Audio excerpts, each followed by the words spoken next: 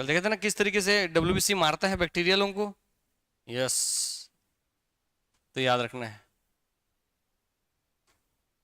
चलिए, तो आज हम पढ़ेंगे प्लेटलेट्स। प्लेटलेट जो कि हमारे ब्लड में, हमारे शरीर के खून में पाया जाता है। ठीक है बात ना? तो भाई फिर से एक बार इसको रिवाइज करवाते हैं, ध्यान से देखते चलिए कि सर अगर मैंने सर आपके शरीर में इंजेक्शन चुभो दिया, ऐसे सीरीज में आपका ब्लड निकाल लिया, और ब्लड निकाल के मैंने एक सीसी में सब करके इसको डाल दिया परख नली है मान लीजिए, तो इसमें जैसे मैंने फिल किया, तो फिल किए हुए इस परख नली में, इसमें भैया दो पार्ट होते हैं। पहला कौन सा पार्ट होता है इसका? Liquid part. लिक्विड पार्ट, आपका ब्लड लिक्विड है ना, बहता है ना, तरल है ना, यस। और दूसरा पार्ट क्या है? Solid part. क्या पार्ट है? Solid part. लिक्विड पार्ट कौन सा है? Mainly plasma. लिक्विड पार्ट क्या कहलाता है? तो ब्लड का लिक्विड पार्ट क्या कहलाता है? प्लाज्मा। मतलब आपके ब्लड को जो गीला बना करके रखा हुआ है, लिक्विड बना करके रखा हुआ, क्या कहलाता है? प्लाज्मा। यस। प्लाज्मा में सबसे ज्यादा क्या पाया जाता है? वाटर। क्या पाया जाता है? वाटर। यस। सॉलिड पार्ट में कितने कण पाए जाते हैं? तीन कण पाए जाते हैं। पहला कौन है? आरबीसी। दूसरा कौन है? डब्ल्यूबीसी। और तीसरा कौन है? प्लेटलेट्स। सर हमने आरबीसी पढ़ लिया, डब्ल्यूबीसी पढ़ लिया, अब हम आज क्या पढ़ने वाले हैं? प्लेटलेट्स, जो कि ब्लड का कौन सा पार्ट है? सॉलिड पार्ट है। ठीक हो गई बात ना? यस। तो आइए पढ़ेंगे आज हम लोग प्लेटलेट्स। तो ये बताइए, आरबीसी के अध्ययन को क्या बोलते थे? आरबीसी का दूसरा नाम क्या था? एरिथ्रोसाइट। क्या था उसका नाम? एरिथ्रो। क्या नाम था? एरिथ्रोसाइट। डब्ल्यूबीसी का क्या था? ल्यूकोसाइट। क्या था डब्ल्यूबीसी का? ल्यूकोसाइट। वैसे ही आपका प्लेटलेट्स का नाम क्या है? थ्रोम्बोसाइट। क्या नाम है? थ्रोम्बो। तो प्लेट थ्रो करके मारूंगा, कैसे याद रखेंगे? प्लेट थ्रो करके मारूंगा, थ्रो करने से थ्रोम्बोसाइट। क्लियर हो गई बात ना? यस। तो देखिए भैया, तीन चीज नाम है यहाँ पे, आरबीसी, डब्ल्यूबीसी, तीनों को एक याद रखेंगे, और प्लेटलेट्स। प्लेटलेट्स देखिए, आरबीसी क्या बोलते थे? एरिथ्रो। क्या बोलते हैं? एरिथ्रोसाइट्स। इसको क्या बोलते हैं? डब्ल्यूबीसी को ल्यूकोसाइट। और इसको क्या बोल रहे हैं? थ्रोम्बोसाइट। थ्रोम्बोसाइट। तो इसका अन्य नाम क्या समझ में आ गया बात ना? इसका मतलब कभी एग्जामिनर चलाकी करने की कोशिश करेगा और पूछेगा आरबीसी ही, मैं उसको लिख के क्या दे देगा? एरिथ्रोसाइट लिख करके दे सकता है। जैसे मेरा नाम पढ़ा रहे हैं तो प्रतीक सर आप जानते हैं, मेरे घर का नाम बाबू है ना? तो वैसे यहाँ भी वैसे, हाँ मेरे घर का नाम बाबू है। ठीक है, अरे मैं बड़ा हो गया फिर बाबू हूँ यार, छोटा हूँ इसलिए, हाँ बाबू। तो वैसे आरबीसी का नाम क्या है? आरबीसी नाम है, दूसरा नाम क्या है? एरिथ्रो। याद रहेगा? यस। तो याद रखना, इसको मैं शॉर्टकट टेक्निक मारा हूँ, आर के साथ ई का, ऐसे याद रखना। भूल भी जाओगे तो अल्फाबेट याद रखना। डब्ल्यू क्या बोल रहे हैं? ल्यूको, तो डब्ल्यू के साथ एल का, और प्लेटलेट्स के साथ थ्रोम्बो का। तो याद रहेगा, R R W P E L T. क्या बोलोगे? R W P E L T. Erythrocyte, leucocyte, thrombocyte. Clear हो गई बात ना? यस। ये इनके दूसरे दूसरे नाम है, इनके दूसरे दूसरे नाम है। आइए, ऐसे भी अलग अलग याद करना है। तो प्लेट को क्या करके मारूंगा? थ्रो करके मारूंगा। ठीक हो गई बात ना?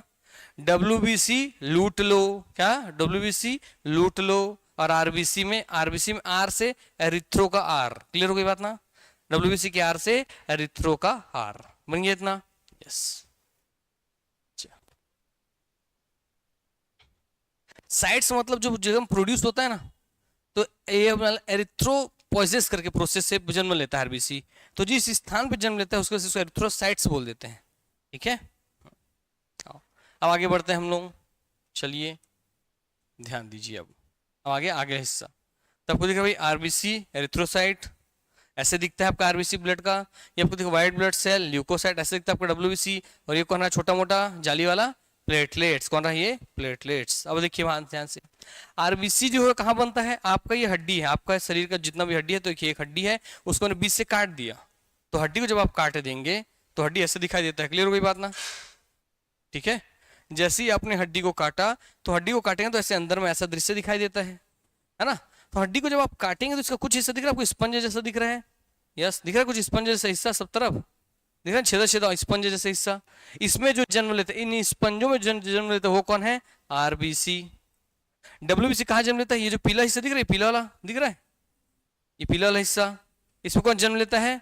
डब्ल्यूबीसी। और इसी पीले वाले हिस्से में कौन जन्म लेता है? प्लेटलेट्स। क्लियर हो गई बात ना? यस। तो आपकी जितनी भी हड्डियां हैं वयस्क मानव शरीर में, हम एडल्ट शरीर में ब्लड कहाँ पे बनता है? हड्डियों में बनता है। कहाँ बनता है? हड्डियों में। और हड्डियों के जो स्पंज एरिया से क्या बोलते हैं? बोन। हड्डी बने बोन, इस स्थान बोलते हैं मैरो। क्या बोलते हैं? मैरो। इसलिए बोन मैरो में ब्लड बनता है। कहाँ बनता है? बोन मैरो में। हिंदी में बोन को बोलते हैं अस्थि, मैरो बोलते हैं मज्जा। तो अस्थि मज्जा में ब्लड बनता है। क्लियर हो गई बात ना? अब अस्थि मज्जा किस हिस्से में? तो अस्थि मज्जा में बोन मैरो में भैया आपका ये बन रहा है रेड बोन मैरो में। ये क्या कहलाता है? Red bone marrow. तो रेड बोन मैरो में रेड वाला बन रहा है RBC, red blood cell. Clear हो गई बात ना? तो रेड बोन मैरो में रेड ब्लड सेल बनता है, और येलो बोन मैरो में क्या बनता है? डब्ल्यूबीसी और प्लेटलेट्स। आइए देख लीजिए इसका निर्माण कहाँ होता है प्लेटलेट्स का? तो निर्माण फॉर्मेशन होता है येलो बोन मैरो में, पीत या पीला अस्थि मज्जा में। क्लियर हो गया कॉन्सेप्ट? यस। अब थूरे हड्डी में कहाँ कहाँ क्या क्या बनता है आपको पता चल गया ना? हाँ, आगे इससे आते हैं। इसकी भैया पुरुष या महिला में प्लेटलेट्स कितने संख्या में पाए जाते हैं? तो आपके खून में अगर मैं काटूं तो आपके खून के प्रति एमएल में, 1 ml में कितना पाया जाएगा प्लेटलेट्स? 1.4 से 4.5 लाख, 1.4 टू 4 लाख। क्लियर हो गई बात ना? लगभग 1.4 से 4.5 लाख प्लेटलेट मिलेगा किसमें? आपके 1 ml ब्लड में। हो गई बात ना? प्रति एमएल ब्लड में। यस। अब जीवन क्या लिया? Life span. तो ये अगर आज जन्म ले रहा है यहाँ से, है ना, यहाँ से जन्म ले रहा है, तो आरबीसी जब बना था यहाँ से, रेड बोन मैरो से जब ये बना था, रेड बोन मैरो से जब ये बना था, कौन? आरबीसी जब बना था, तो इसका लाइफ कितना था? 120 दिन, है ना? कितने दिन आरबीसी जिंदा रहता है? 120 दिन। मगर वहीं बोला भैया आपके सामने, इसमें जो आपका बन रहा है कौन? प्लेटलेट्स। इसका जीवन कितने दिन है? 8 से 10 दिन। कितने दिन है? 8 से 10 दिन। और डब्ल्यूबीसी का कितना दिन था? हाँ, 2 4 से 13 20 दिन। कल पढ़े थे ना? 2 दिन से लेकर के 20 दिन तक हम ऐसे पढ़ रहे थे, है ना? तो 2 दिन से लेकर 20 दिन तक डब्ल्यूबीसी रहता है। ठीक है, डब्ल्यूबीसी रहता है, और ये रहता है 8 से 10 दिन तक। ठीक हो गई बात ना? यस। वो सब ऑटोमेटिक ये मर जाता है।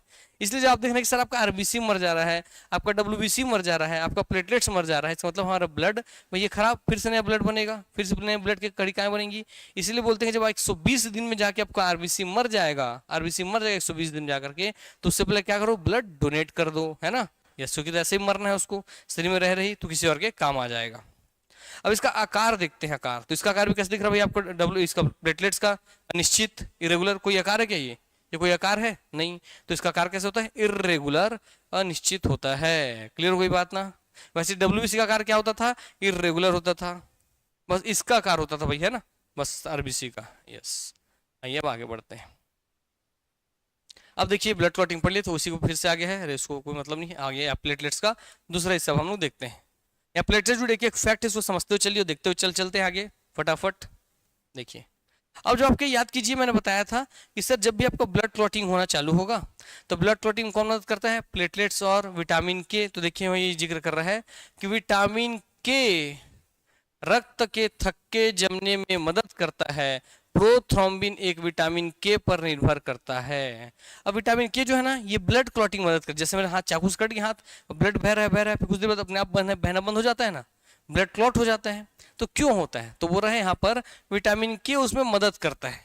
तो अगला क्वेश्चन आएगा, विटामिन के मदद कैसे करता है ना? सर कैसे विटामिन की मदद कर रहा है आपके ब्लड क्लॉटिंग में? बताओ, आपको कभी बचपन गिरे होगे, चोट लगा होगा, छिलाया होगा, तो खून बहते रह गया था क्या? कि बहना बंद हो गया था एक समय बाद? तो बहना बंद कैसे? उसे बोलते हैं ब्लड क्लॉटिंग, रक्त का थक्का जमना। तो कैसे जमता है? तो वही बोल रहा है इसमें विटामिन के मदद करता है। ठीक। अब विटामिन के मदद कैसे करता है? बोल रहा है प्रोथ्रोम्बिन एक विटामिन के पर निर्भर प्रोटीन है। तो याद कीजिए प्रोथ्रोम्बिन पढ़े थे आप कल, कि प्रोथ्रोम्बिन आपके किस मदद करता है? ब्लड क्लॉटिंग में। और इस प्रोथ्रोम्बिन के, ये प्रोथ्रोम्बिन किस पर डिपेंड करता है? विटामिन के पर डिपेंड करता है।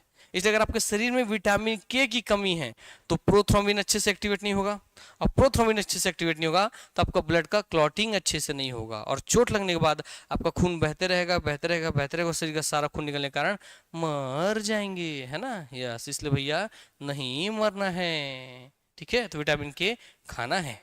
और विटामिन के किसमें घुलनशील होता है? वसा में या फैट में। यस। अब देखिए एक और क्वेश्चन आप सबसे एग्जाम पूछ सकता है, ये बहुत बड़ा है, इसको क्रिसमस फैक्टर बोलते हैं। कौन सा फैक्टर? क्रिसमस फैक्टर या फैक्टर 9। क्या क्या नाम है इसका? इसी का नाम, दो नाम है। क्या नाम है? क्रिसमस फैक्टर या फैक्टर 9। क्या क्या नाम है इसका? क्रिसमस फैक्टर या फैक्टर 9। देखिए क्या है ये?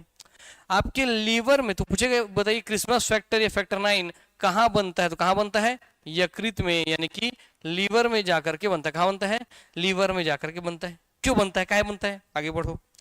थक्के को सही ढंग से बनाने में मदद करता है। तो पूछेगा वो कौन सा फैक्टर है जो कि आपके ब्लड क्लॉटिंग में मदद करता है, तो उसका नाम क्या है, क्रिसमस फैक्टर। और क्या नाम है, फैक्टर 9। कहाँ बनता है, लीवर में बनता है। तो ब्लड क्लॉटिंग के लिए क्या क्या जरूरी है, तो विटामिन के जरूरी है, ऑप्शन में रहेगा तो के लेना है। प्रोथ्रोम्बिन या थ्रोम्बिन जरूरी है। क्रिसमस फैक्टर या फैक्टर 9 जरूरी है। और क्या जरूरी है, तो देखो बताते हैं अभी।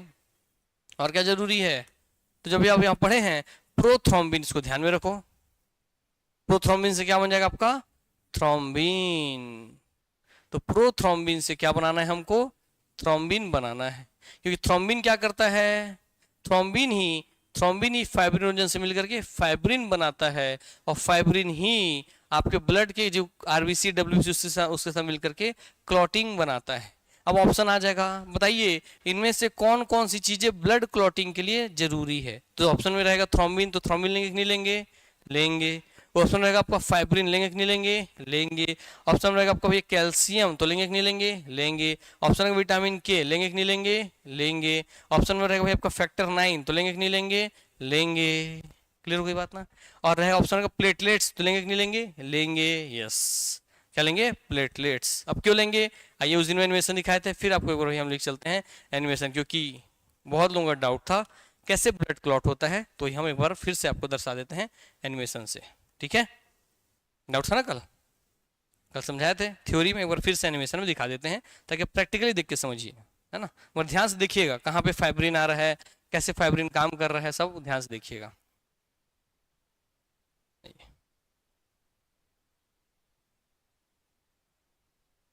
Blood clotting animation.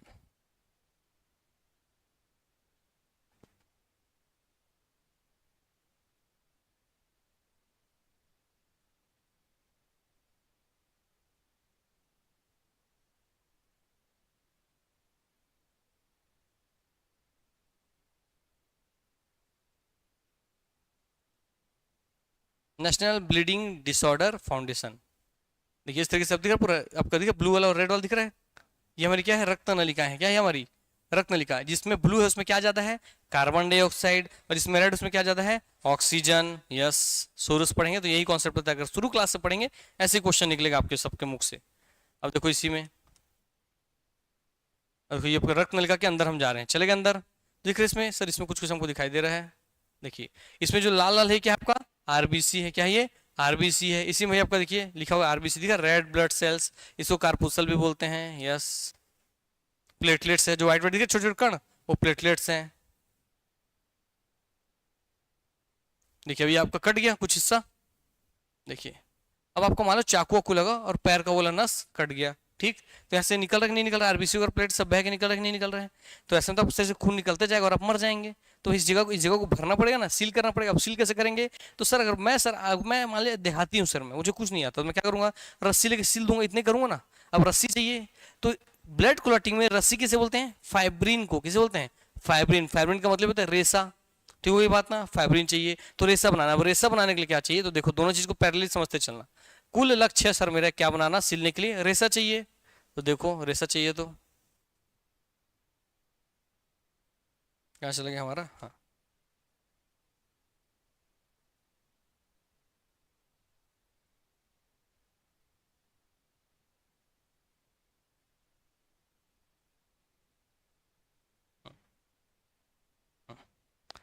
भैया अभी आपने पढ़ा, क्या पढ़ा अभी हम लोगों ने, सर अभी हमने पढ़ा कि मेरा हाथ पर कट गया, अब उसको सिलने के लिए हमको क्या चाहिए, रेसा या फाइब्रिन, ताकि मैं उसको सिल सकूं। अब फाइब्रिन रेसा बनेगा कैसे, तो फाइब्रिन रेसा कैसे बनता है, तो थ्रोम्बिन से बनता है और फाइब्रिनोजन से बनता है। तो अभी थ्रोम्बिन कैसे बनेगा, तो थ्रोम्बिन कैसे बनेगा, तो कैल्शियम, आपके शरीर में जो कैल्शियम है उससे, प्रोथ्रोम्बिन से, क्योंकि थ्रोम्बिन बनेगा प्रोथ्रोम्बिन।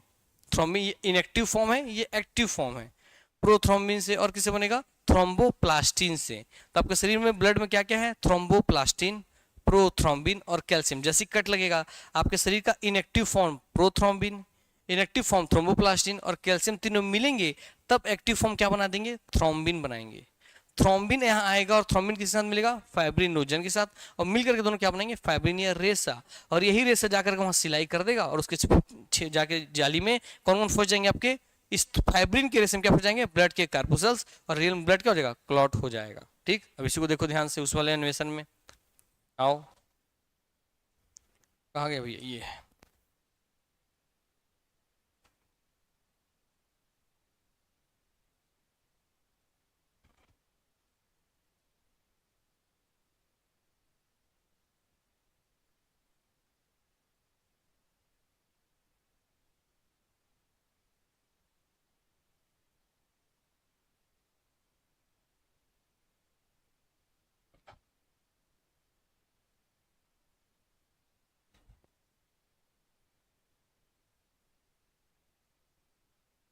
प्लेटलेट को एक्टिवेट करना है, ठीक है ना।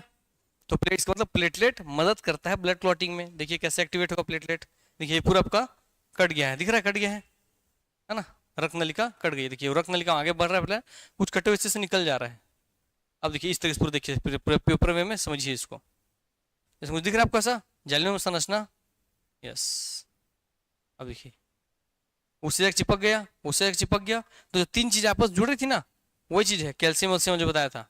अब देखिए उससे प्लेटलेट्स एक्टिवेट हुआ और प्लेटलेट्स अपना जाली बनाने लग गए, दिख रहा है, तो प्लेटलेट्स जाली बना रहा है। ये प्लेटलेट्स आएगा, इसके अंदर वैसी क्रिया होगी, देखिए इसके अंदर गए कैल्शियम, प्रोथ्रोम्बिन, और आपको देखिए पकड़ा एक दूसरे चिपक रहे हैं, और इससे चिपकेगा भी,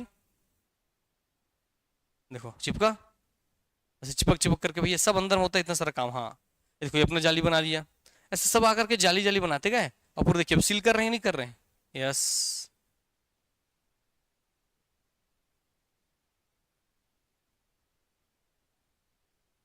ठीक है, चलिए और एक मिनट आगे देखते हैं क्या क्या दिखा रहा है। ऐसे पूरे जितना जगह में प्लेटलेट्स आकर के एक्टिवेट होकर चिपकते जा रहे हैं, और उस पूरे जो कटे हुआ हिस्सा था उसको फिर से रिपेयर कर रहे हैं। ये कौन है, थ्रोम्बिन, कौन है, थ्रोम्बिन। अब थ्रोम्बिन उनके अंदर जाएगा, है ना थ्रोम्बिन, यस। तो ये व्हाइट वाले जो आते थे चिकने होकर के वो प्लेटलेट्स थे, उसमें रासायनिक क्रिया इनके जाली बनते हैं, एक दूसरे को बांध रहे हैं रेशा में, फाइब्रिन में, क्योंकि भले चिपक रहे हैं, अगर बांधोगे तो बह जाएगा, तो रेशा में बांध दिए। और अब देखिए ब्लड क्लॉटिंग के लिए ब्लड के कण आरबीसी अगर चिपक गए उन लोग से, अब बह रहा है क्या बाहर, नहीं। तो ऐसी रियल में होता है ब्लड क्लॉटिंग के समय।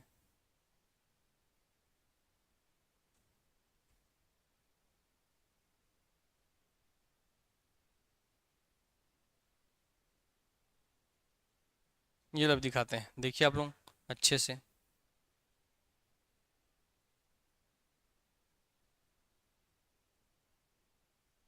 दिखा रहे हैं यहाँ पे फैक्टर 9 दिख रहा है, IX है ना, फैक्टर 9, फैक्टर 10 भी कुछ होता है, फैक्टर 9 कुछ होता है। फैक्टर 9 कहाँ बनता है, लीवर में, इसलिए आपको स्पेशली बताया उसके बारे में मैंने। देखिए इसे जाकर चिपक चिपक करके बॉन्ड बनाते हैं, और उसको देखिए आगे करके पूरा उसका हिस्सा बन करके निकलते रहता है। ये एक्टिवेटेड ऑफ प्लेटलेट्स, प्लेटलेट अक्रिय थे उसको सक्रिय किया जा रहा है। देखो अब इनिशिएशन में क्या होता है, सेल आपका जो है उसमें थ्रोम्बिन आएगा, ठीक है ये बात ना। एम्प्लीफिकेशन में प्लेटलेट्स जो है ऐसे बन जा रहे हैं एक्टिवेट होकर के, ठीक है, एम्प्लीफाई होकर प्लेटलेट्स जो नॉर्मल थे वो एक्टिवेट होकर कैसे बन गए, जालीनुमा संरचना किसके साथ मिलकर के बन गए, थ्रोम्बिन के साथ। कैसे एक्टिवेट हो गए, थ्रोम्बिन के साथ, यस। और एक्टिवेटेड प्लेटलेट्स थ्रोम्बिन, फिर भी क्या हो रहा है, फाइब्रिनोजन, फिर ये निकाल करके क्या बन रेशा बना रहा है, और थ्रोम्बिन को प्लेटलेट्स को आपस में बांध रहा है फाइब्रिनोजन, और फाइब्रिनोजन क्या बन गया, फाइब्रिन मैस, पूरा फाइबर का जाली बन गया, नहीं बन गया, रस्सी का जाली, यस। इस तरह से पूरा आपका दिखाई देता है।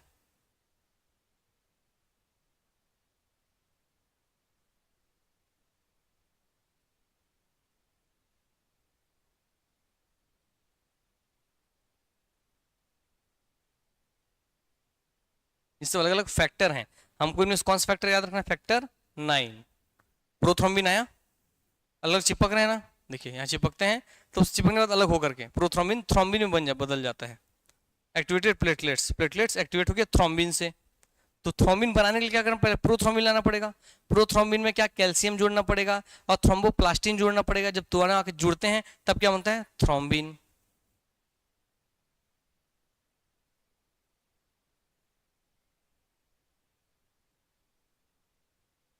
अब देखो थ्रोम्बिन जा रहा है और उसको जा कैसे कर रहा है, वो देखो बॉन्डिंग बना रहा है, बनाया उसको, चेन बना दिया।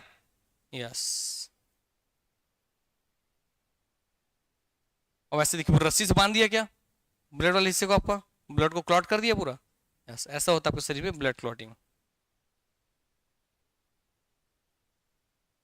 तो आपका फिर जब हो जाता है ब्लीडिंग स्टॉप हो जाता है, ब्लड आपका बहना बंद हो जाता है। यस।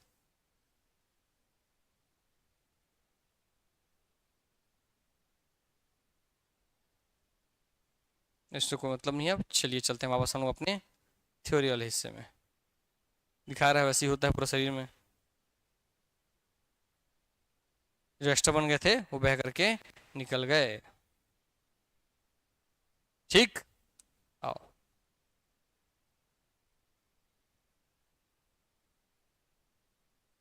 तो ब्लड क्लॉटिंग समझ में आ गया ना फिर से? किसी कोई डाउट है ब्लड क्लॉटिंग में?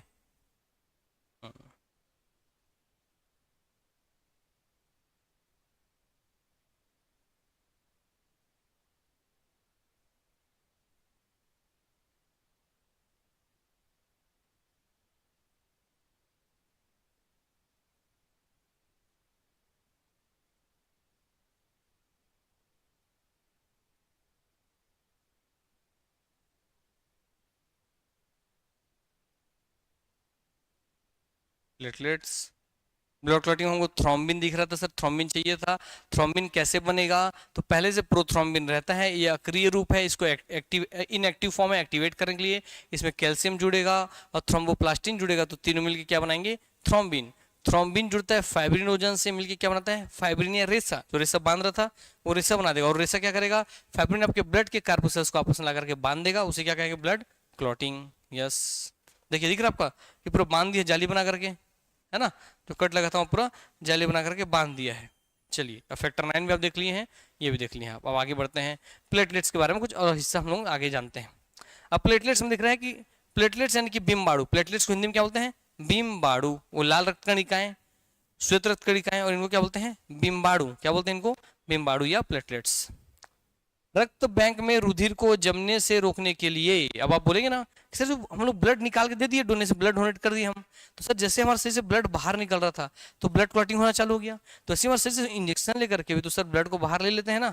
जब आप ब्लड डोनेट करते हैं तो उसमें जो ब्लड रखते हैं आपके थैली में, आपका ब्लड लेकर के, वो क्यों नहीं जमता सर? वो क्यों क्लॉटिंग नहीं होता? तो आइए समझते हैं। रक्त बैंक में यानी कि ब्लड बैंक में आपके ब्लड को जमने से रोकने के लिए, क्लॉटिंग से रोकने के लिए, उसमें सोडियम ऑक्सलेट और कैल्शियम सिट्रेट का उपयोग किया जाता है। तो आपको ब्लड क्लॉटिंग को रोकने के लिए उस थैले में और क्या डाला जाता है आपके ब्लड के साथ? दो चीजें, क्या क्या बोलिए? सोडियम ऑक्सलेट और कैल्शियम सिट्रेट। क्या क्या? Sodium oxalate, calcium citrate. तो क्या इस प्रश्न का आंसर मिल गया ना? सर ब्लड क्लॉट जो हमारे थैला में निकाला वो क्यों नहीं जम रहा है, जबकि हमारा ब्लड जैसे बाहर निकलता है जमना चालू हो जाता है, वो क्यों नहीं जम रहा है? तो सोडियम ऑक्सलेट, कैल्शियम सिट्रेट, उसमें दो रसायन मिला देते हैं, उसको जमने नहीं देता। अब सर आपके शरीर में तो ब्लड था पहले से, ब्लड शरीर के अंदर बह रहा है, तो शरीर के अंदर जब बाहर कट के निकल रहा तब जम जा रहा है, अंदर में तब क्यों नहीं जम रहा है? कौन जमने से रोक रहा है? तो बताओ, बताया था इसका आंसर हिपेरिन। कौन? हिपेरिन रोक रहा है ना? यस।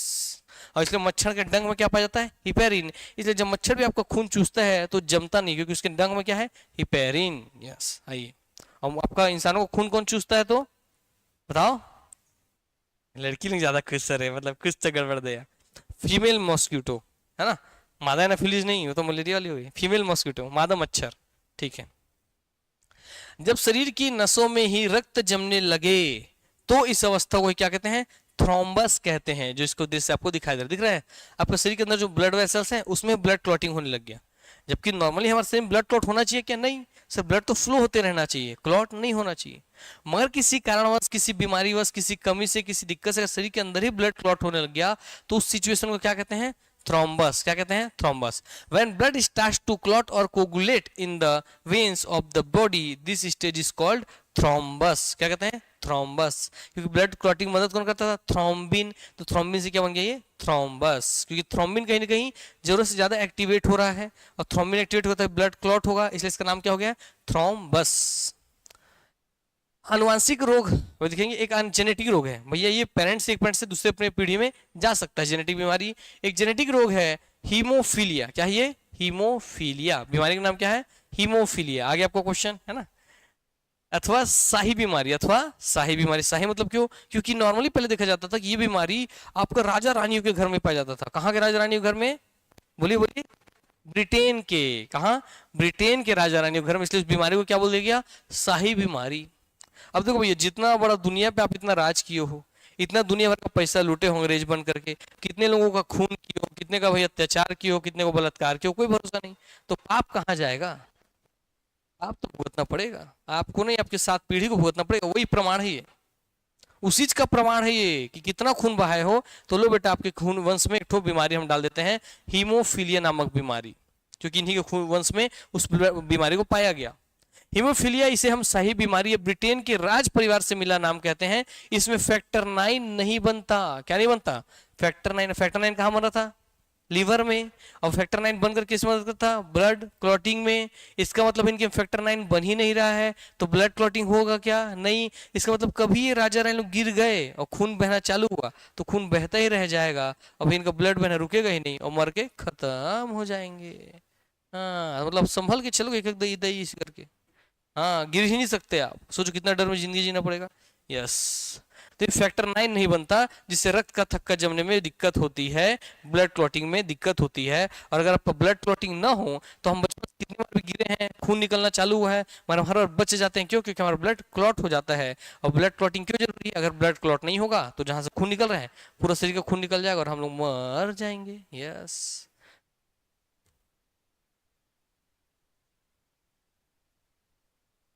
थ्रोम्बस तीन चीज, थ्रोम्बिन मेन चाहिए आपको, फाइबर क्या चाहिए? फाइब्रिन। फाइब्रिन को कौन एक्टिवेट करता है? थ्रोम्बिन। थ्रोम्बिन के लिए क्या चाहिए? कैल्शियम। ये तो बताए थे पीछे, देखो आपके ब्लड क्लॉटिंग में आपको क्या चाहिए? फाइब्रिन। क्या चाहिए? फाइब्रिन। और ब्लड का कार्ब, हमारे ब्लड के कण, आरबीसी डब्ल्यूबीसी प्लेटलेट्स, ये तो रहता ही है ब्लड में। तो हमको रियल में क्या चाहिए? फाइब्रिन ही चाहिए ब्लड क्लॉटिंग के लिए। अब फाइब्रिन कैसे बनता है? तो फाइब्रिन बनता है फाइब्रिनोजन से और थ्रोम्बिन से। तो जो थ्रोम्बिन है यही फाइब्रिनोजन को फाइब्रिन में बदलता है। क्लियर हो गई बात ना? जैसे मान लो अगर ये आपका दूध है और ये लैक्टोबैसिलस बैक्टीरिया, तो लैक्टोबैसिलस बैक्टीरिया दूध को किस में बदलता है? दही में। तो वैसे ही फाइब्रिनोजन को फाइब्रिन में कौन बदलता है? थ्रोम्बिन। अब थ्रोम्बिन कैसे बनता है? तो थ्रोम्बिन बनता है कैल्शियम से, आपके शरीर में जो कैल्शियम उससे, और प्रोथ्रोम्बिन से। थ्रोम्बिन का इनएक्टिव फॉर्म जो हमारे ब्लड में है, तो मगर जब तक हमारे को चोट नहीं लगेगा तब तक वो एक्टिवेट नहीं होता है, इसलिए तो हमारा ब्लड क्लॉट नहीं होता। तो प्रोथ्रोम्बिन को एक्टिवेट करके थ्रोम्बिन बनाते हैं। अब प्रोथ्रोम्बिन एक्टिवेट कैसे होगा? कैल्शियम से जब मिलेगा तब, और किससे मिलेगा? तो थ्रोम्बोप्लास्टिन से जब मिलेगा। इसलिए ब्लड क्लॉटिंग में क्या क्या चाहिए आपको? थ्रोम्बोप्लास्टिन, प्रोथ्रोम्बिन और कैल्शियम। इससे क्या बनता है? थ्रोम्बिन। फिर थ्रोम्बिन से क्या मिलेगा? फाइब्रिनोजन। फिर क्या मिलेगा? फाइब्रिन। फिर फाइब्रिन से आपको ब्लड के कण मिलकर क्या बनाएंगे? Blood clotting. इसमें मदद कौन करता है? विटामिन के मदद करता है, फैक्टर 9 मदद करता है। तो ये सब ब्लड क्लॉटिंग के लिए जरूरी है। क्लियर हो गई बात ना? यस, ये सब ध्यान रखना है। आइए, हो गया। हाँ। इसलिए इसे रॉयल डिजीज बोलते हैं, derived from Britain's royal family, haemophilia. Clear हो गई बात ना? यस। तो पुस्तक है रॉयल डिजीज के नाम से किसे जानते हैं? क्या बोलेंगे? हीमोफीलिया को। किसे जानते हैं? हीमोफीलिया को। और इसमें क्या होता है? ब्लड का क्लॉटिंग नहीं होता है। ठीक हो गई बात ना? यस। आइए आगे बढ़ते हैं। अगला हो गया the 3 main forms of haemophilia. Haemophilia भी देखिए 3 अलग अलग आपको फॉर्म दिखिए। पहला क्या है? Normal clotting. दूसरा क्या है? Inability to form clot. Normal clotting क्या करता है? अगर कोई कट लग गया, चोट लग गया, देखिए अंदर रेसास को भर करके रिपेयर करना चालू कर दिया है ना, रिपेयर करना चालू कर दिया। मगर भैया इसमें क्या होगा? Inability to form clot. Clot बनाने में आपका सक्रिय नहीं है, तो कट लगा तो ब्लड बहते जा रहा है, बहते जा रहा है। यस। और भैया सिम्टम दिख रहा है, छींक वगैरह आते रहेगा आपको, है ना, बहुत ज्यादा। यस, ये सब चीज दिक्कत इसमें दिखाई देता है। Haemophilia lack of the blood clotting factor 8। क्या बोल रहा है? फैक्टर 8। तो फैक्टर 8 दिखे थे अभी, इमेज वाले ने दिखाया था, VIII लिखा हुआ फैक्टर 8, वो यही भी चीज जुड़ा हुआ है। Lack of the blood clotting factor 8 मैंने आपका ब्लड जो ब्लड क्लॉटिंग फैक्टर 8 भी है उसकी कमी हो जाती है। क्लियर हो गई बात ना? इस बीमारी में हीमोफीलिया ए, इसको बोलते हैं हीमोफीलिया ए। जिस हीमोफीलिया में फैक्टर 8 की कमी हो जाएगी वो कहलाएगा हीमोफीलिया ए। ठीक है, बोला ना यहाँ पे 3 मेन फॉर्म्स। एक हो गया ए, दूसरा हो गया बी, तीसरा हो गया सी। तीनों हीमोफीलिया के अलग अलग प्रकार हैं, A B and C. Haemophilia A, haemophilia B, haemophilia C. अगर डॉक्टर बोला कि भैया आपको हीमोफीलिया ए है, इसका मतलब आपके में क्या चीज कमी होगी, फैक्टर 8 की। हीमोफीलिया बी है तो क्या बोलेगा, caused by deficiency of factor 9। तो फैक्टर 8 की कमी है तो ए, फैक्टर 9 की कमी है तो बी, और ये फैक्टर 11 की कमी है तो क्या बोल रहा है, क्या बोल रहा है C. Some doctors use this term to refer to a lack of clotting factor 11। ठीक होगी बात ना। तो कौन कौन सा फैक्टर देखना है, 8, 9 और 11। कौन कौन सा, 8, 9 और 11, 8, 9 और 11। Haemophilia A, B and haemophilia C. ठीक होगी बात ना, यस। इसमें से फैक्टर हमारा 10 किसमें बनता है भैया आपका जाकर के, 9 किसमें बनता है, लीवर में। हिपेरिन, अब हिपेरिन आपका अगला हिस्सा आ गया। अब आप देखेंगे सर ये कौन है, जोक है। कौन है ये, जोक है ना। इतनी खुशी बहन बहुत दिनों बाद दिखी है तू सर के, अजीब लगता है ना, गुल्लू गुल्लू करके, है ना। हाँ मेरे जैसे। हाँ बेटा चिपक जाऊंगा मैं, समझ लो, पूरा खून चूस लूंगा तुमको पढ़ा पढ़ा करके। तो बेटा आगे आपका, अब इसको तो बहुत बड़ा साइंस है। ग्लूकोज इसको जब बनाया गया आपके क्या जोक को, तो जोक में बहुत बड़ा साइंस डाला गया। कैसे साइंस डाला गया, जो कि इतनी छोटू से रहता है, ठीक है, और यहाँ इसको चिपक गया आपके, तो सोचो ऐसे पूरा दांत गड़ाता है इतना, हाँ बहुत भयानक दांत, तो इसका इतना ऐसे दांत रहेगा, इसके अंदर फिर ऐसे दांत रहेगा, ऐसे गड़ाता है ऐसे, ऐसा चूसता है पूरा, और इतने छोटे से वो इतना लंबा हो जाएगा, और एक बार जब पूरा भर जाएगा थैला, चूसना बंद कर देगा। और सोचो इसका टेक्निक देखो कि एक 20-25 टू आपके अंदर दांत गड़ाकर कोई खून चूस रहा है आपका, और आपको पता भी नहीं चल रहा है। सोचिए इसका मतलब कितना बड़ा साइंस है कि भैया अगर आपको यहाँ सुई चुभाऊंगा, एक चींटी काटती दर्द होता कि नहीं होता है, सोचो उतना सारा कोई दांत गड़ा दिया और आपको दर्द नहीं हो रहा है, तो कैसे होता होगा। तो भैया ये अपने दांत गड़ाने से पहले उस जगह को सुन्न कर देता है, लिक्विड छोड़ करके। सोचो कितना बड़ा डॉक्टर, ये सर्जन है ये। हाँ चीरा लगाने से पहले सुई लगा के, इंजेक्शन लगा के सुन्न कर देगा, सुन्न कर देगा। उसके बाद जब सुन्न हो जाएगा, गले के सुन्न हो गया, तब खट से गड़ाएगा दांत, पूरा खून चूस करके लंबा हो जाता है। समझा की बात ना।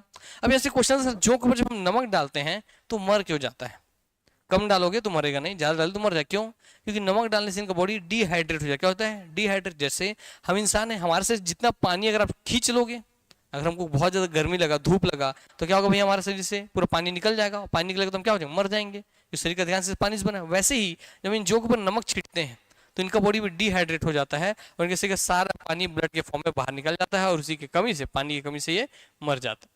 ठीक हो गई बात ना। अब आपको जोक मजाक लग रहा होगा, वर्तमान समय में बहुत सारे ट्रीटमेंट, उसमें एक बहुत बड़ा ट्रीटमेंट है बाल्डनेस। बाल्डनेस बोलते हो गंजापन, उसकी बीमारी के लिए जोक बहुत कारगर है। पंचकर्म जो ट्रीटमेंट आप सुने होंगे, सेंटर, पंचकर्म सेंटर, नहीं सुने, सुनेंगे जीवन में, ये बीमारियां हर इंसान तक पहुंच जाती है। पंचकर्म एक बीमारी का अलग ट्रीटमेंट का एक अलग तरीका है। उस पंचकर्म एक टेक्नोलॉजी है कि जिसका बाल झड़ रहा है, जिसका बाल गंजा हो गया है, उसके यहाँ जोक चिपका दिया जाता है, और जोक भैया वहां पूरा खून चूसता है, वहाँ का पूरा जो अंदर मैल है, गंदा खून सबको निकाल खत्म कर देगा, फिर से फ्रेश ब्लड बनेगा, तो फ्रेश ब्लड के कारण हेयर ग्रोथ फिर से चालू होता है, फिर से गंजे लोगों के सर में बाल आने लग जाता है। सोचिए।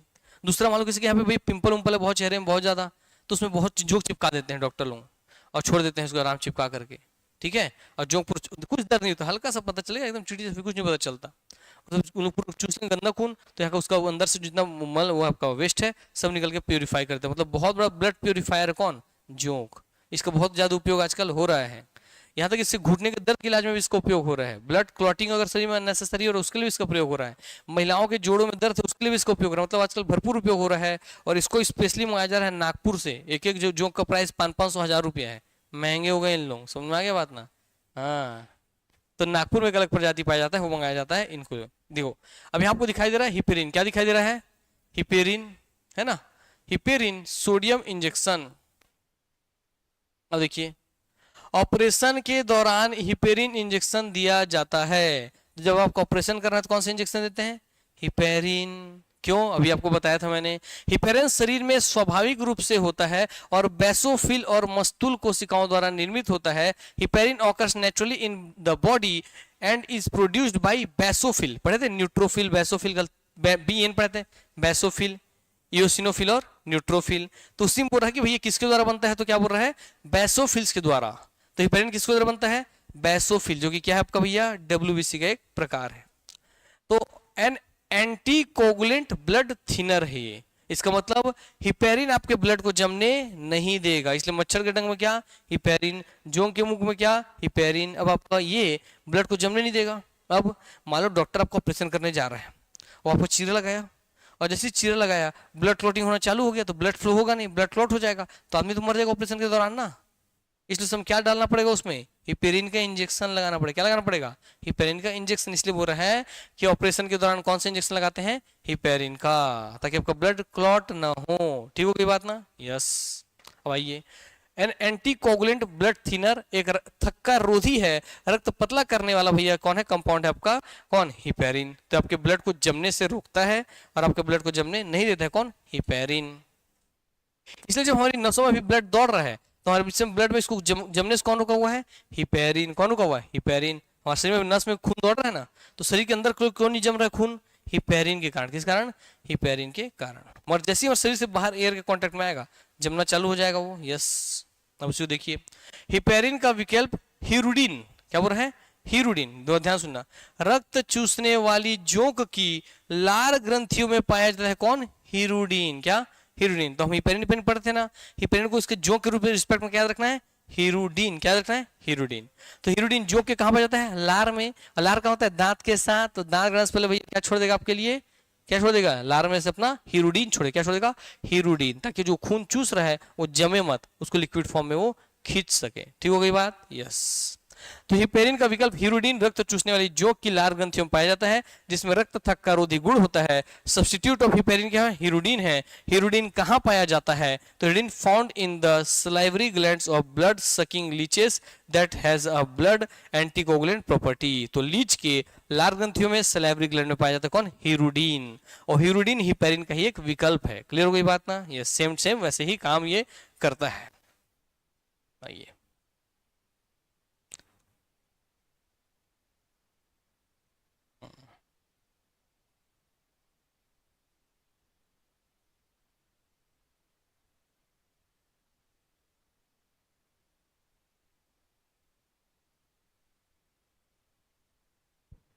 देखिए, लीच थेरेपी फॉर पिंपल्स, दिख रहा है कैसे चिपकाया जा रहा है, हाँ इस तरीके से। नहीं दिखाएं ये देखिए लड़की के कैसे मुंह चिपकाया गया, दिख रहा है, ऐसे करके पूरा चिपकाया जाता है।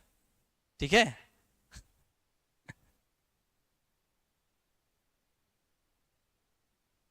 हाँ खोल लीजिए, आँख खोल लीजिए।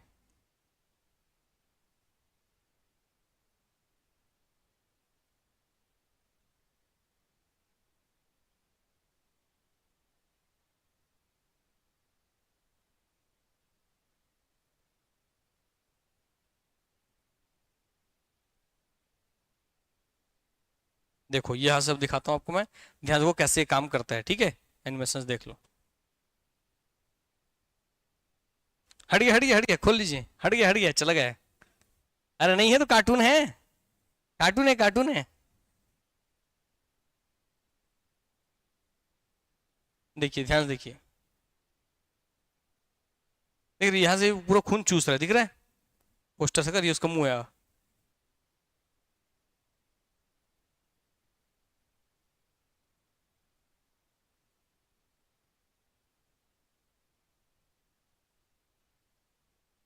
एंटीरियर से कर, वही वही बता रहा है, आगे नहीं बता रहा है।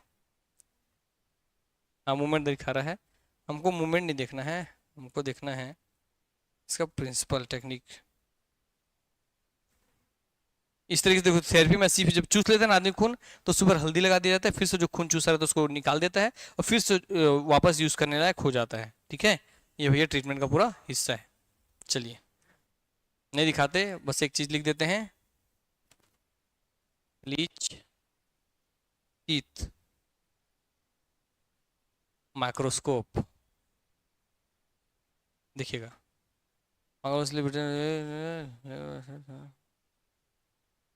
देखते हैं इसमें है क्या।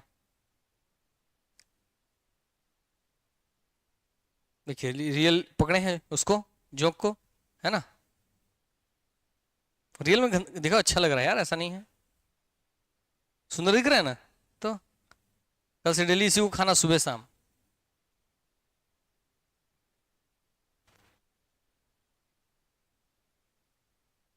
ऐसे कर, दिख रहा है कैसे खून चूसता है। ये रियल इमेज है माइक्रोस्कोप में। देखो देखो देखो कैसे कर रहा है, इन तीनों से गड्ढे कर रहा है और वहां से पूरा उसको ब्लड चूस ले रहा है वो। देखा? हाँ, देखो कैसे काम होता है, पूरा चूस करके लास्ट तक ला रहा है।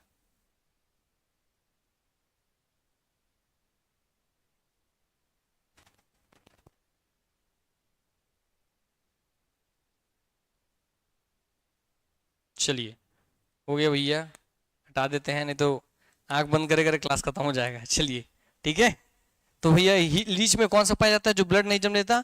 हीरुडीन। क्या पाया जाता है? हीरुडीन, जो कि एक्सेस विकल्प है हिपेरिन का। आइए, अब ब्लड ग्रुप्स इन ह्यूमन देखिए। अब आपको भैया ब्लड हमारा खत्म हो गया, ब्लड को हम अच्छे से पढ़ लिए। ब्लड में सर प्लाज्मा वाला हिस्सा होता है, लिक्विड वाला, 3 प्रकार के कण पाए जाते हैं, आरबीसी, डब्ल्यूबीसी, प्लेटलेट्स, कुछ कुछ फैक्टर्स पाए जाते हैं, हम सब चीज पढ़ लिए, अच्छे से समझ लिए।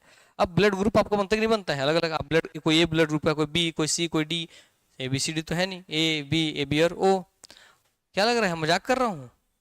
हमको पढ़ते बस ये 4 हैं, ए बी और ओ। ब्लड ग्रुप की पूरी सूची है इतनी सारी, जो देख के हैरान हो जाओगे। हमको बस पढ़ाया था कि 4 प्रकार के ब्लड ग्रुप होते हैं बेटा, नहीं, बहुत सारे ब्लड ग्रुप हैं। ठीक है, बहुत सारे ब्लड ग्रुप हैं। आप लोगों को पढ़ाया जाता है बचपन से 4 प्रकार के, ठीक ना? आओ। अब ब्लड ग्रुप में ब्लड ग्रुप आता कैसे है? ए क्यों है, बी क्यों है, ए बी क्यों है, ओ क्यों है, फिर ए में ए पॉजिटिव क्या है, ए में ए नेगेटिव क्या है, प्लस क्या है, माइनस क्या है, ए बी नेगेटिव क्या है, ए बी पॉजिटिव क्या है, तो प्लस माइनस क्या है। ये अब हम लोग एक एक चीज समझने वाले हैं। ठीक है, जब शरीर बोला शरीर के बारे में आप पूरे एक एक चीज जान जाएंगे। तो आइए देखते हैं भैया, हम लोग अपना ब्लड ग्रुप क्या देखते हैं, हम लोग अपना ब्लड ग्रुप। तो ब्लड ग्रुप्स इन ह्यूमन, मानव रक्त समूह देखेंगे। तो ये क्वेश्चन चालू करते हैं। Blood group was discovered by Karl Landsteiner in 1901, for which he was awarded Nobel Prize in the year 1930। तो ब्लड ग्रुप का, रक्त समूह का आविष्कार किसने किया? कार्ल लैंडस्टीनर ने। किसने किया? कार्ल लैंडस्टीनर ने। कार्ल लैंडस्टीनर कब किया? 1901 में किया। कब किया? 1901 में। उसके लिए उनको नोबेल अवार्ड भी मिला। कब मिला? 1930 में। क्योंकि ये बहुत बड़ी खोज थी। सोचो इससे पहले क्या होता था कि भाई कोई आदमी, 4 आदमी एक्सीडेंट हो गए हॉस्पिटल, बहुत भयानक स्थिति है। अब ये डॉक्टर गया, अब उसको एक्सीडेंट से खून निकल गया है, अब उसको खून चढ़ाना है, डॉक्टर को पता नहीं है ए है बी है, ए बी है क्या है, तो जिसका पास वो खून चढ़ा रहे हैं। तो ए में भैया ओ, पहले ओ बहुत ज्यादा था, ए ओ चढ़ गया तो दिक्कत नहीं है। अब ए को कोई बी वाल चढ़ा दिया, ब्लड क्लॉटिंग से मर गया। बी को भैया कुछ और चढ़ा दिया, ब्लड क्लॉटिंग से मर गया। पॉजिटिव को नेगेटिव चढ़ा दिया, ब्लड क्लॉटिंग से मर गया। तो जिसको जान बचाने आए थे वो मर जा रहे थे। इसका मतलब जैसे ब्लड ग्रुप की खोज हुई तो इस सारे समस्या से बच गए। अब ए वाले को ए चढ़ाएंगे, बी वाले को बी चढ़ाएंगे, क्लियर हो गया ना? इस मतलब अपने आप में बहुत बड़ी खोज थी ब्लड ग्रुप की खोज करना। ठीक हो गई बात ना? जबकि ब्लड ग्रुप खोजना बहुत आसान है, ऐसे स्विच होएगा, कांच में लगाएगा, केमिकल डालेगा, ऐसे कांच में देख के बता देगा ये आपका ब्लड ग्रुप है। इतना ही प्रोसेस को खोजने के लिए नोबेल पुरस्कार मिला है उनको, क्योंकि इसे इतना आसान नहीं है। समझा गई बात ना? बहुत बड़ा क्रांतिकारी परिवर्तन लाया है। इसलिए मैटर ये नहीं करता कि आपने कितनी बड़ी खोज की है प्रोसेस के अनुसार, मैटर करता है आपने कितना बड़ा खोज किया है मानव कल्याण के क्षेत्र में, है ना? ह्यूमन बेनिफिट ग्रुप में आपका आविष्कार कितना बड़ा है। तो इसलिए कार्ल लैंडस्टीनर ने 1901 में आपके रक्त समूह ब्लड ग्रुप की खोज की, जिसलिए 1930 में नोबेल पुरस्कार मिला। तो ब्लड ग्रुप की खोज किसने की? किसने की? किसने की? Karl Landsteiner. किसने की? यही है आपके भैया कार्ल लैंडस्टीनर। गुस्सा में दिख रहे हैं मगर गुस्सा मत समझो, बेचारा पढ़ पढ़ के अभी थक गया है। हाँ, 1909 में कार्ल लैंडस्टीनर ने मनुष्यों के रक्त को अब प्रसिद्ध ए बी और ओ समूह में वर्गीकृत किया। सर अभी तो आप बोले सर बहुत टाइप का होता है, यहाँ तो 4 ही टाइप का बता रहे हैं। हाँ बेटा, शुरू में 4 ही टाइप का खोजे और 4 ही टाइप का प्रमुख है जो दुनिया में मेजरली पाया जाता है। मगर यूनिक यूनिक भी तो दुनिया में कुछ चीज होती है ना, तो कुछ यूनिक यूनिक ब्लड ग्रुप में देखा गया जो बाद में ऐड होते हुए चला गया। क्लियर हो गई बात? यस। तो आप हम नहीं चाहते कि आप बाकी बच्चों के साथ ये समझो केवल 4 प्रकार का ही होता है दुनिया में, नहीं। मुख्य रूप से 4 प्रकार का आप पढ़ते हैं, 4 प्रकार देखते हैं, 4 प्रकार सुनते हैं, क्योंकि यही सबसे ज्यादा है दुनिया में। इसके अलावा बहुत से अलग अलग प्रकार के भी पाए जाते हैं, उनका भी ए बी ही रहेगा, मतलब कुछ ऐसी चीजें उसमें जुड़ेंगी जिसका उसका नाम बदल जाता है, I X, A B, I B, D B, ऐसा हो जाता है। क्लियर हो गई बात ना? यस। आइए, तो 1909 में कार्ल लैंडस्टीनर ने मनुष्यों के रक्त समूह को कितने कैटेगरी बांट दिया? ए बी और ओ में। तो ये खोजा था 1 में, कैटेगराइज कब किया? 9 में। अवार्ड कब मिला? 30 में। तो 1901, 1909, 1930, कितना वर्ष याद रखना है? 1, 9, 30। क्या रखना है? 1, 9, 30। 1 में खोजा, 2 में वर्गीकृत किया, क्लासिफाई किया, और 3 में नोबेल अवार्ड जीत लिया। ये रहा नोबेल पुरस्कार, ये है अल्फ्रेड नोबेल। आइए, और ये है दीदी जो अलग अलग आदमी का ब्लड को लेकर के खड़ी है। हाँ, अब देखो ब्लड ग्रुप भैया, मानव रक्त समूह अलग अलग ब्लड ग्रुप क्यों होते हैं, पहले क्वेश्चन आना चाहिए। सर हम सब इंसान है, सबके 2 हाथ 2 पैर 2 नाक 2 कान, अरे एक ही नाक होता है, 2 कान होते हैं, है ना सर, जो भी चीज है, मगर हम सबका सर जब सब चीज एक जैसा है, ब्लड का कलर भी एक जैसा है, फिर हमको हमारा ग्रुप कैसे अलग अलग हो रहा है? कौन सा ऐसा चीज है सर जो ए को ए बना रहा है, बी को बी बना रहा है, फिर ए को ए पॉजिटिव बना दे रहा है, बी को बी पॉजिटिव बी नेगेटिव बना दे रहा है? क्लियर हो गई बात ना? तो कुछ तो गड़बड़ है दया, गड़बड़ नहीं, कुछ तो चीज छुपा हुआ है दया। वो क्या छुपा वही हमको जानना है। तो अब आपको नॉर्मल कौन सा बताऊं, प्लस मतलब कुछ ऐड हुआ कुछ मिला, और जब वो नहीं मिला तो क्या हो गया, माइनस। सिंपल सी बात ना, इसका माइनस में कुछ एक्स्ट्रा ऐड नहीं होता, जो प्लस में है वो प्लस वाला नहीं रहेगा, तो क्या कहलाता है वो माइनस। प्लस में क्या रहता है वो हम देखेंगे अभी। प्लस माइनस का खेल समझ में आ गया ना? यस, आइए अब आगे देखते हैं। The main reason behind the different in, मानव के रक्त में अंतर के पीछे मुख्य कारण ग्लाइकोप्रोटीन है। कौन सा प्रोटीन है?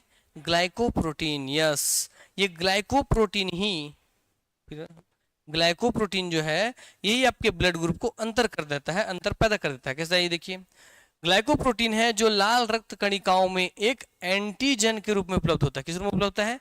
एंटीजन के रूप में। किसमें बोल रहा है? लाल रक्त कणिकाओं में। बोले तो आरबीसी, मतलब पूरा खेल किसका हो रहा है? आरबीसी से चालू हो रहा है। आरबीसी में क्या पाया जा रहा है? क्या ग्लाइकोप्रोटीन। याद करो कुछ आपको भैया, हीमोग्लोबिन। क्लियर? हीमोग्लोबिन में आ रहा है ना, ग्लोमेरुलस। हाँ, वह प्रोटीन, हीमोग्लोबिन क्या है? प्रोटीन है। तो प्रोटीन का पूरा खेल चल रहा है यहाँ पर। तो ग्लाइकोप्रोटीन देखिए, अब भैया मानव के रक्त में अंतर में पीछे मुख्य कारण ग्लाइकोप्रोटीन है जो लाल रक्त कणिकाओं में एक एंटीजन है। क्या है ये? एंटीजन। अब 2 शब्द आपको देखने मिलेगा, एक है एंटीजन और एक है एंटीबॉडी। क्लियर हो गया? इसको सुन के रखना बस, आज फिर इसको कल बताएंगे। एक है कौन? एंटीजन, दूसरा एंटीबॉडी। आगे समझेंगे इसको। एंटीबॉडी इम्यूनोग्लोब्युलिन है। क्या है ये? इम्यूनोग्लोब्युलिन। वाई आकार के प्रोटीन होते हैं। एंटीबॉडी कैसे होते हैं? वाई आकार के। हाँ, ऐसे ही रहेगा, ऐसे करके, ऐसे रख दो, ऐसे निकलेगा और नीचे डंटी, तो ऐसा वाई आकार का ही रहेगा। क्लियर हो गई बात ना? तो एंटीबॉडी इम्यूनोग्लोबिन, मैंने आपके इम्यून सिस्टम, आपकी रोग से लड़ने की क्षमता को डिसाइड करते हैं। तो एंटीबॉडी इम्यूनोग्लोब्युलिन है, वाई आकार के प्रोटीन होते हैं जो एंटीजन, एंटीबॉडी एंटीजन के संपर्क में आने के जवाब में प्रतिरक्षा प्रणाली की बी कोशिकाओं द्वारा निर्मित होते हैं। किसके द्वारा निर्मित होते हैं? बी सेल के द्वारा। बी सेल के द्वारा। किसके द्वारा? बी सेल के द्वारा निर्मित होते हैं। कब निर्मित होते हैं? जब आपके शरीर में कोई एंटीजन आएगा तो उसके खिलाफ में एंटीबॉडी बनना चालू हो जाएगा। अब क्या है एंटीजन, क्या एंटीबॉडी, कल एक एक चीज आंखों से दिखाएंगे। ठीक हो गई बात ना? यस। अब बस इतना देख लो, ये रहा वाई आकार का antigen, purple, red, green, yellow, blue, और आपका ऐसा करके दिख रहा है क्रीम कलर, ये एंटीजन है जो आपका आके फिट हो रहा है। ठीक हो गई बात? तो इसका जो शेप बना हुआ है, इसमें तो एक येलो है ना, येलो वाला, और एक कौन है? क्रीम वाला दिख रहा है, एंटीजन बाइंडिंग सेट। अब इसी जो इसका वाई आकार का जो आपको बना हुआ है एंटीबॉडी, वाई आकार का जो एंटीबॉडी बना हुआ है, इसी में फिट होने के लिए जगह बना हुआ है। तो इसमें कौन सा चीज फिट हो सकता है दिख रहा है आपको? येलो या क्रीम। तो भैया एंटीबॉडी में एंटीजन आकर के फिट होता है दोनों तरफ से। ठीक है ना? एंटीजन का बाइंडिंग सेट यहीं पे आकर के फिट होता है। अब इसको देखिए, उसको छोड़ दीजिए, आइए आगे बढ़ते हैं। एंटीजन में चलो इसको कल ही डील कर देंगे, है ना? देखना तब कंफ्यूज जाओगे। बस इतना याद रखो, ब्लड ग्रुप का में अंतर कौन कर रहा है? एंटीजन। ठीक हो गई बात ना? क्यों? क्योंकि एंटीजन किसके विरोध में जाते हैं? एंटीबॉडी के। ठीक हो गई बात ना? अब एंटीजन एंटीबॉडी कैसा खेला मैं समझा रहा हूँ। मालूम है एंटीजन हो तो आप में से 1 2 3 4 5 6 10 20 100 जितने बच्चे आप लोग बैठे हो, आप में मान लो 4 5 10 लोग मुझे पसंद हो, तो आप लोग आ रहे बढ़िया, मैं गले लगा रहा हूँ, बढ़िया साथ में बैठा रहा हूँ, अरे आओ मेरे बच्चों, मेरे सब रहो, मेरे बच्चों मेरे लाडू ऐसे करके पढ़िए, तो आप मेरे चहीते हो। और कोई और है तो मैं मार दी, मुक्का मुकान फाड़ दिया, मार के हट, ऐसा नहीं बताऊँ करके। तो बस ऐसे ही करता है एंटीजन। हमारे बॉडी में जो एंटीजन है ना, वो ऐसे ही करता है, किसी को तो एक्सेप्ट करता है और किसी को मार के भगा देता है। और मार के भगाता नहीं है, मारिच देता है। सुनना की बात ना? बस ऐसे ही पूरा खेल इसमें भी होता है। अगर आप ए वाले के में बी वाला ब्लड ग्रुप डाल दोगे तो आपके शरीर में ए एंटीजन है, उसके में बी एंटीजन है, अपोजिट एंटीबॉडी एंटीजन मिल गया, तो ए एंटीजन कभी भी बी एंटीबॉडी को नहीं आने देगा अपने में। जैसे आगे उसको पढ़ के मार देगा और पढ़ के जमा देगा और ब्लड क्लॉट कर देगा। ब्लड क्लॉट करेगा तो जब गलत खून चढ़ेगा तो ब्लड क्लॉटिंग से आदमी मर जाता है। समझ में आ गई बात ना? यस, भाई कल और चीज बताएंगे क्या है एंटीजन एंटीबॉडी, कल इस बारे में देखेंगे। ठीक, मिलते हैं नेक्स्ट क्लास में। Thank you, take care, love you all, good night, sayonara.